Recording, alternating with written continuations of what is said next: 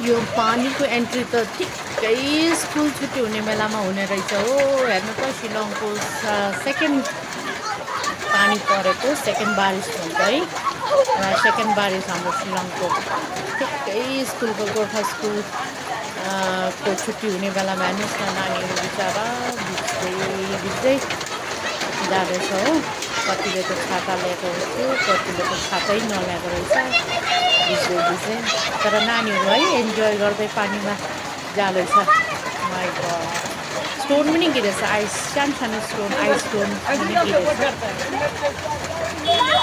हेर्नुहोस् त पानीमा। पहिला पहिला सानोमा हामी कति भिज्थ्यौँ, मजा लाग्थ्यो पानीमा भिज्नु। अनि को कोलाई पानीमा भिज्नु मजा लाग्छ हो।